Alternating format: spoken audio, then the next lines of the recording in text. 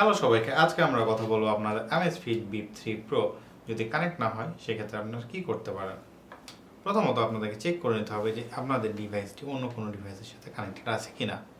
এবার যদি কানেক্টেড থাকে তাহলে সেটিকে ডিসকানেক্ট করে নিতে হবে প্রথমে। এবার যদি এটিতেও প্রবলেম সলভ না হয় তাহলে অবশ্যই আপনাদেরকে আপনার ওয়াচটি একবার রিসেট দিয়ে নিতে হবে।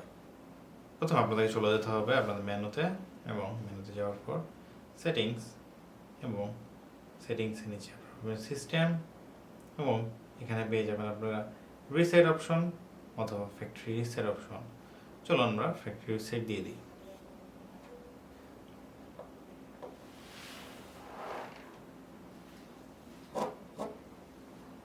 দেখতে পাচ্ছেন আমাদের ওয়াচটি ফ্যাক্টরি রিসেট হয়ে গেছে এবং এটি নতুন কানেকশনের জন্য কিউআর কোড শো করছে।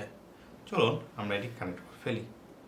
এবং আপনাদের স্মার্ট ওয়াচটি কানেক্ট করার জন্য আপনাদের প্রয়োজন হবে যে অ্যাপে আমরা অ্যাকাউন্ট খুলে নিয়েছি।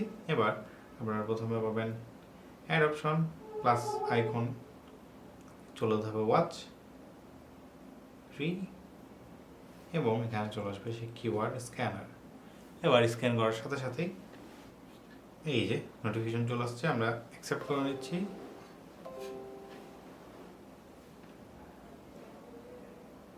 এবং এটি কানেক্টেড হয়ে গেল। অবশ্যই আপনাদেরকে চেক দিয়ে নিতে হবে যে আপনাদের ডিভাইসটি ওকে আছে কিনা, এবং আপনারা যেই ফোনের সাথে কানেক্ট করছেন সেই ফোনের ব্লুটুথ অন আছে কিনা, কারণ ব্লুটুথ অন না থাকলে এটি কানেক্ট হবে না। এই যে আপনারা দেখতে পাচ্ছেন আমাদের ঘড়িটি কানেক্টেড হয়ে গেছে। এবং অবশ্যই আপনাদেরকে খেয়াল রাখতে হবে যে আপনাদের ডিভাইসের ব্লুটুথটি অন আছে কিনা। যদি অন না থাকে তাহলে অবশ্যই অন করে নিতে হবে, এবং আপনার অ্যাপে এসে এটিকে কানেক্ট করে নিয়ে দেখতে হবে যে হ্যাঁ, ইটস নাও প্রপারলি কানেক্টেড।